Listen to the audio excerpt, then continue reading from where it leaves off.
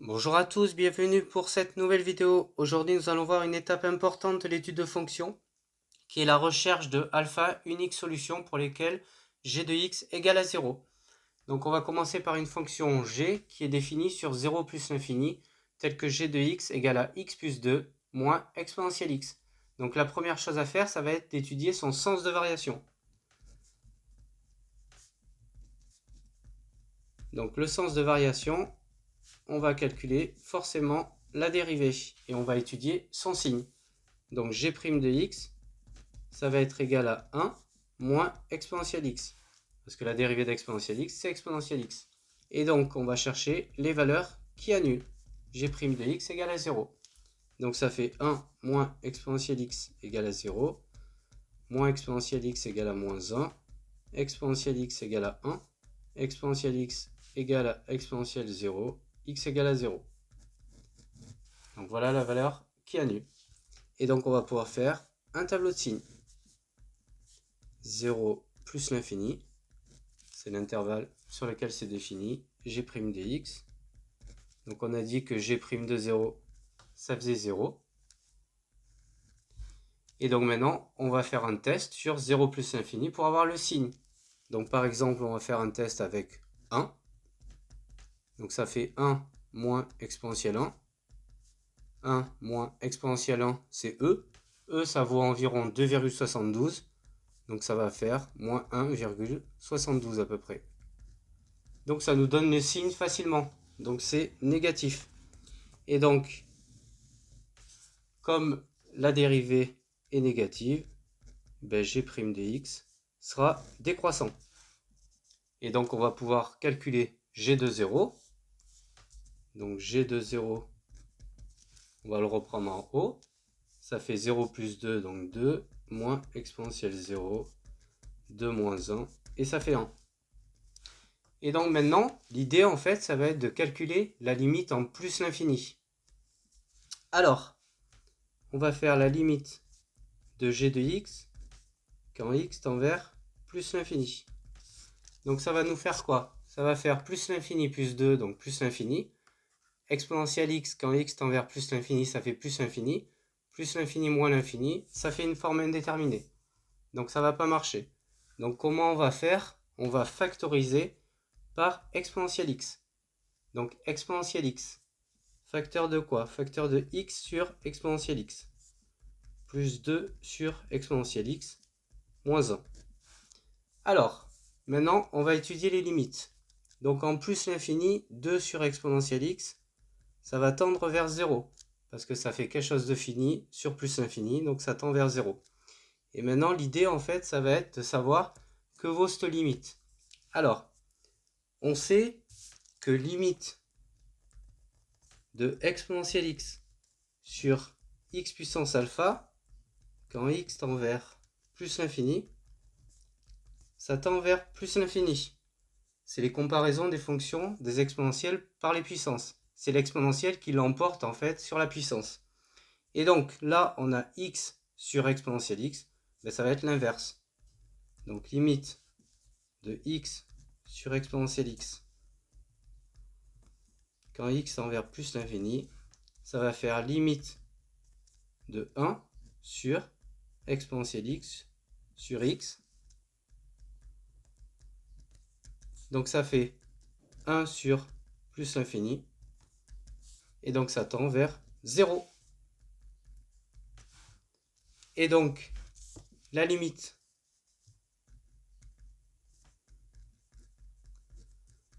de g de x quand x tend vers plus l'infini, ça va faire plus l'infini que multiplier moins 1, donc moins l'infini.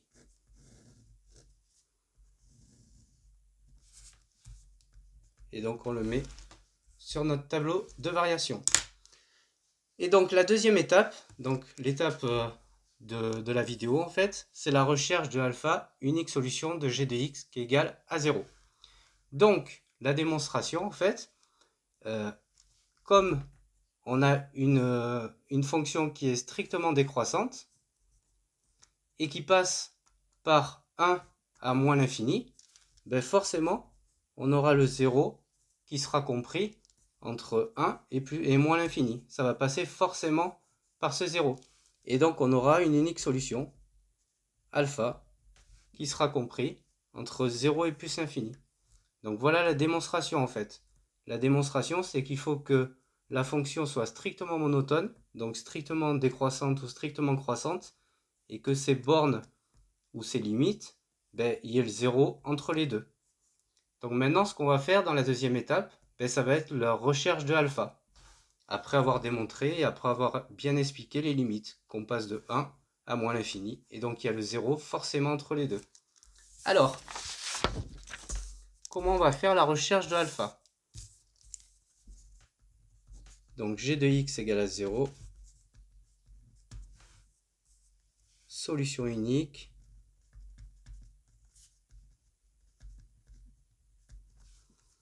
Alpha qui appartient à l'intervalle du coup. 0 plus l'infini. Alors, on va faire ce qu'on appelle un encadrement. Donc d'abord à 1 près. Donc on va réécrire notre g de x.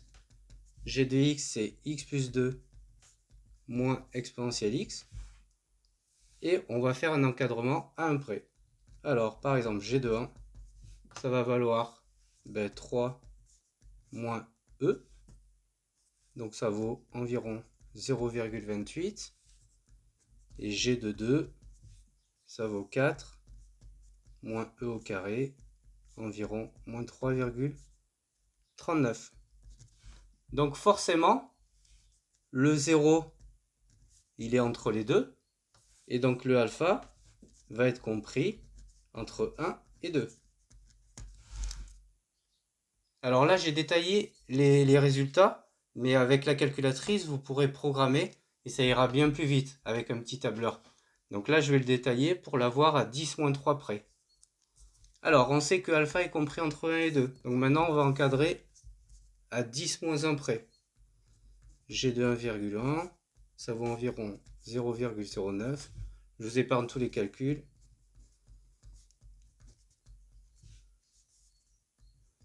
Moins 0,12.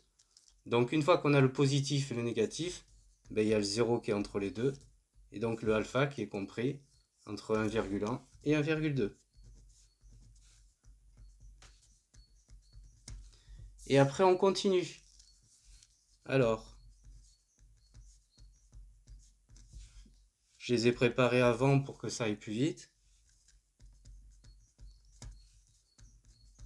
G de 1,15.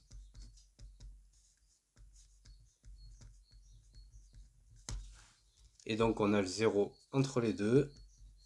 Et donc le alpha qui est compris.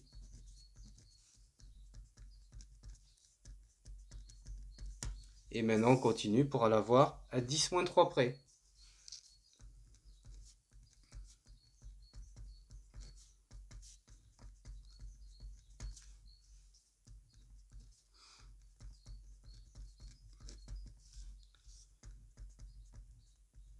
Ce qu'on cherche, c'est toujours le négatif, le positif pour avoir le 0 entre les deux.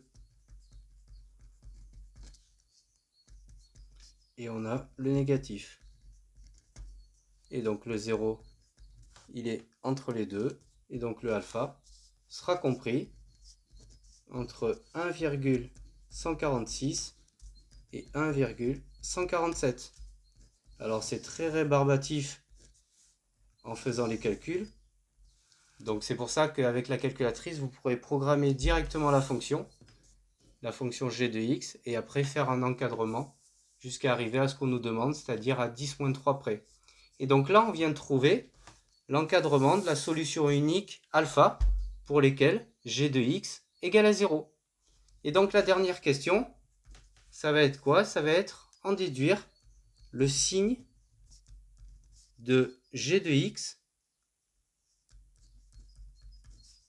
selon les valeurs de x.